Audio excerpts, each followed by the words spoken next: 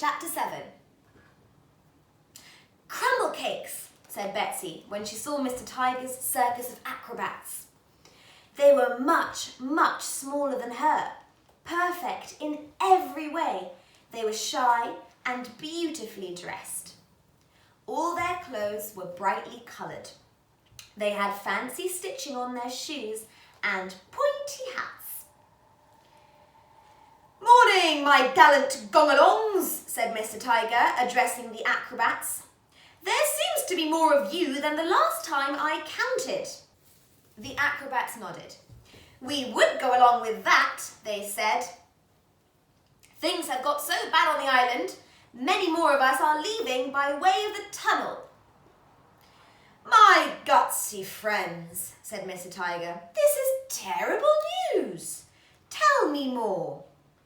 The acrobats made a gong-along ladder, standing on each other's shoulders, and it was the last, highest acrobat who spoke to Mr. Tiger and Betsy.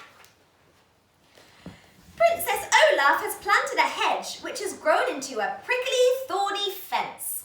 It goes from one side of the island to the other. It has become nearly impossible to climb over and reach the cave." "A fence?" said Mr. Tiger. "But that would be pointless. You are acrobats after all. A mere fence could not stop you."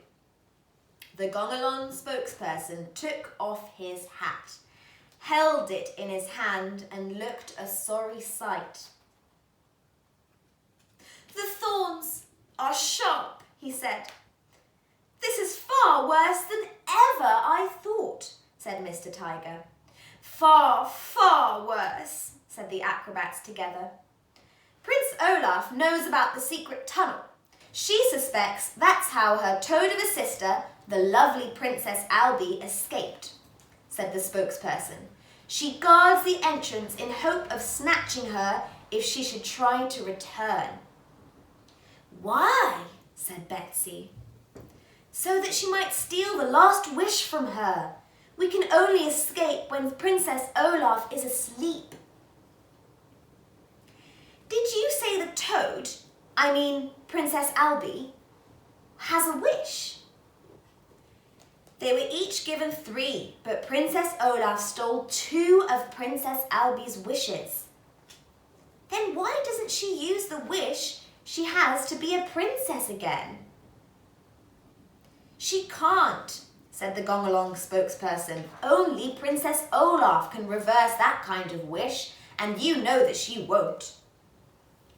"Well, then there's simply nothing we can do," said Betsy. "Yes, there is. A wish from some gong-along berry ice cream could make everything as right as rain again." "Excuse me, so do all the glinting eyes I saw in the cave belong to escaping gong-alongs?" asked Betsy. "Yes," said the spokesperson. "How did it all start?"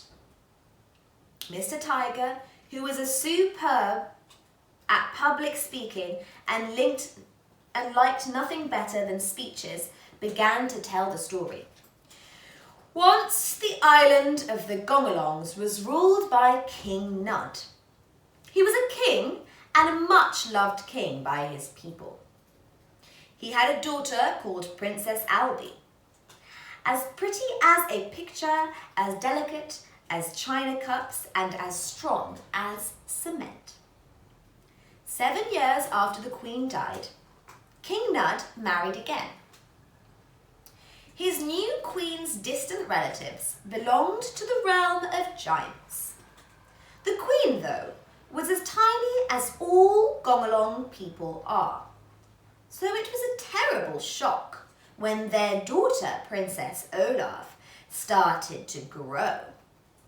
In fact, she grew taller than her mum, taller than her dad, and much, much taller than her half-sister. But worse was to follow.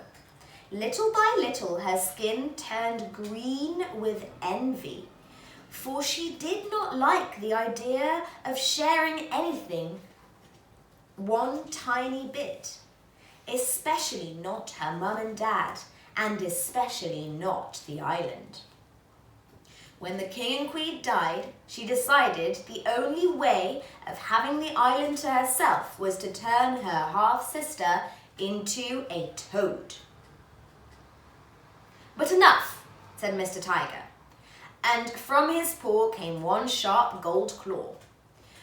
"On to more cheerful matters. I wonder if Betsy might be allowed to watch our dress rehearsal for tonight's performance." That afternoon, Betsy found herself seated next to Mr. Tiger. In a flick of a whisker, she had forgotten about the toad as she sat, enchanted, watching the acrobats rehearse for the evening show. High at the top of the circus tent, the gong-along acrobats flew through the air. They swung upside down and danced on nothing as if gravity did not exist. In a word, they were dazzling. And just when Betsy was convinced that nothing could be more magical, the smallest horses she had ever seen came trotting into the ring. Betsy was breathless with delight. When the rehearsal was over, she said to Mr. Tiger, "I had a thought. How tall is a giant compared to a gong-along acrobat?" "A very good question," said Mr. Tiger. "It is a question that needs to be answered without delay." Mr. Tiger stood up and tapping his cane, "Gong-alongs, gather around. Betsy K. Glory has a question." Hundreds of acrobats appeared in the middle of the circus ring. "Crumble cakes," said Betsy. "You want me to ask?" "It is your question after all," said Mr. Tiger. Betsy took a deep breath. "How tall is a giant?" The acrobats huddled together and talked among themselves for what seemed like a long time. "Begging your pardon," said the spokesperson. "You are a giant, Mr. Tiger." "Am I as tall as Princess Olaf?" asked Mr. Tiger. "No, she is taller. She is your height plus a gong-along standing on top of your hat." Mr. Tiger clapped his paws. "Thank you, my gutsy gong-alongs. Now, back to work." "You know what that means," said Mr. Tiger to Betsy. "Yes, Princess Olaf isn't as tall as we might have thought for a giantess,"